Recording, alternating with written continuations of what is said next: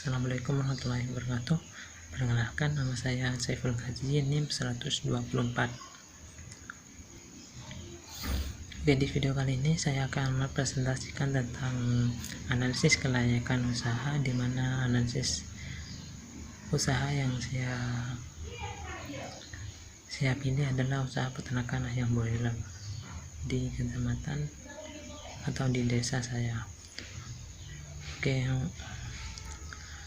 untuk bahasan pokoknya terdiri dari 3, yaitu yang pertama adalah pendahuluan yang berisi tentang alasan saya memilih usaha ini. Terus yang kedua adalah analisis, dimana berisi tentang aspek-aspek untuk kelayakan usaha. Terus yang ketiga adalah kesimpulan. Oke, untuk yang pertama yaitu adalah pendahuluan. Oke, untuk yang pertama adalah alasan memilih usaha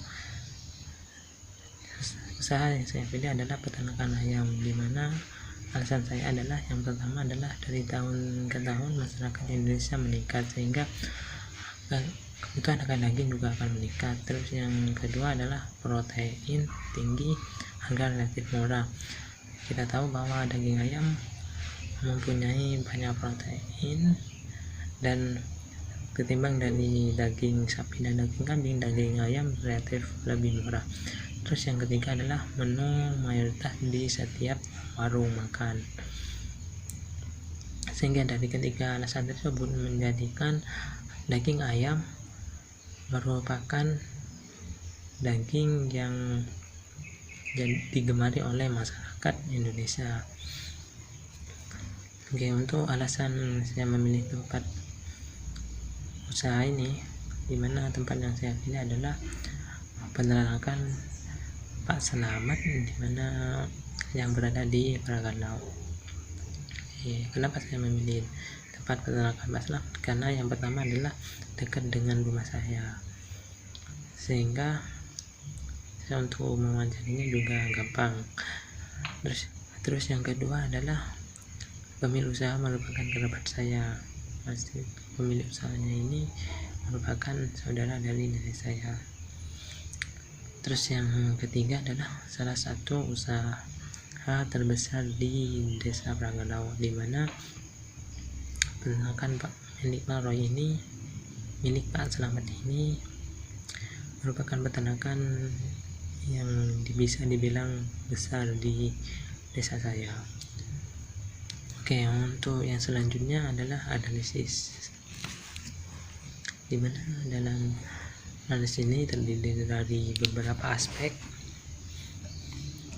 Untuk aspek yang pertama adalah aspek teknis, dimana setelah saya lihat dan nilai, untuk segi lokasi bernilai 85 dari 100, sehingga dapat disimpulkan bahwa peternakan ini dari segi lokasi atau dari aspek teknisnya bisa dikatakan layak.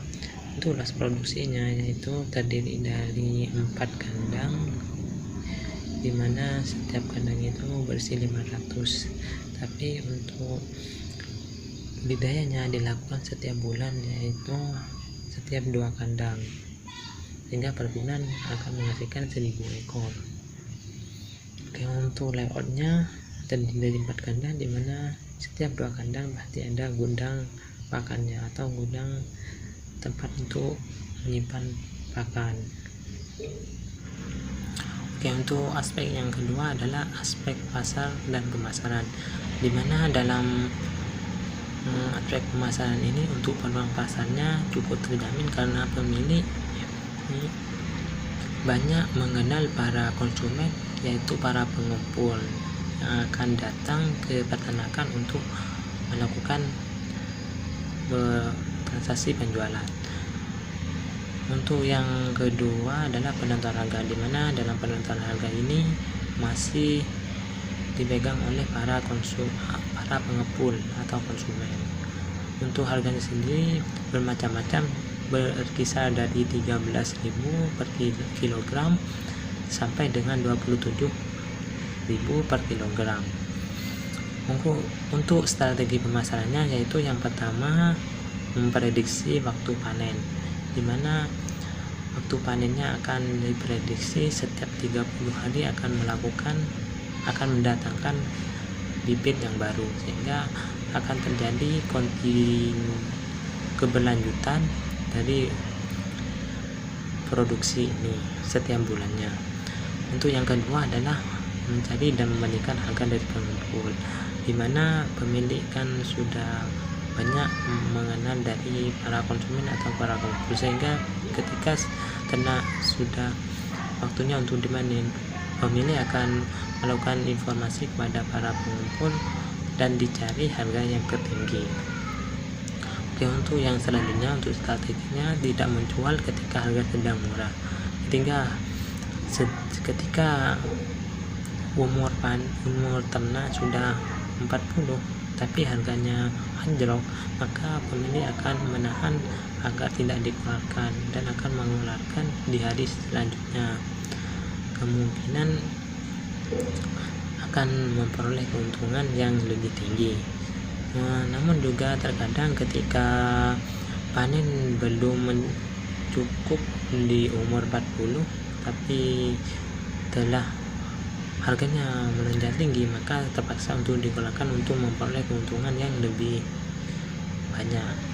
Untuk analisis pasar dan permasalahan ini, saya rasa bisa dikatakan layak untuk dilakukan, karena yang pertama itu pemilik banyak mengenal para pengumpul atau para konsumen. Terus yang kedua adalah meskipun harganya kecil tapi tetap pemilik akan mendapatkan keuntungan.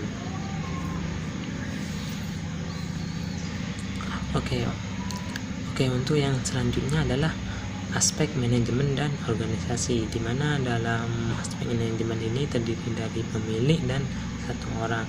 Meskipun sederhana, tapi dalam peternakan ini sudah terjadi pembagian pekerjaan, di mana untuk planning dilakukan oleh pemilik, seperti melakukan perencanaan kebutuhan input dan juga penjualannya. Untuk organisasi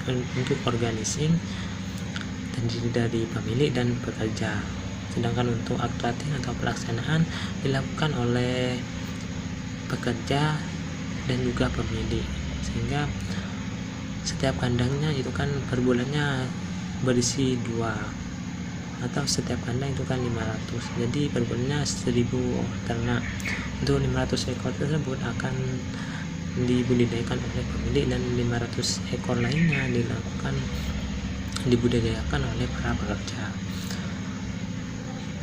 Untuk kegiatan yang dilakukan oleh pemilik dan pekerja, namun untuk keputusan yang akan diambil tetap berada di tangan pemilik.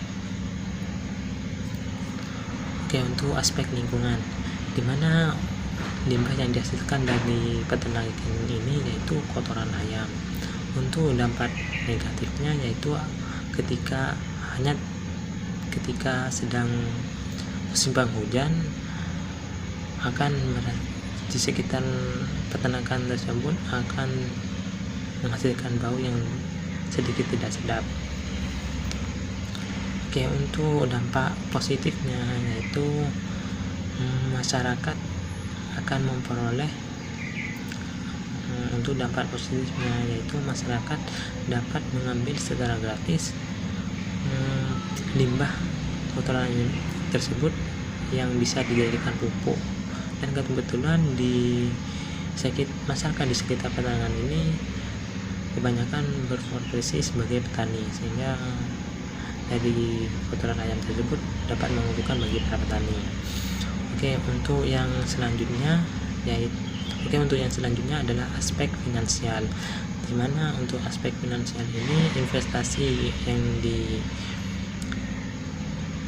disalurkan oleh pemilik yaitu 64.890 dengan biaya penyusutan yaitu 7.834.000 per tahun. Untuk biaya variabelnya, pemilik harus mengeluarkan anggaran dana sebesar 27.240.000 setiap bulannya atau setiap panennya untuk mengisi 1000 ekor ayam.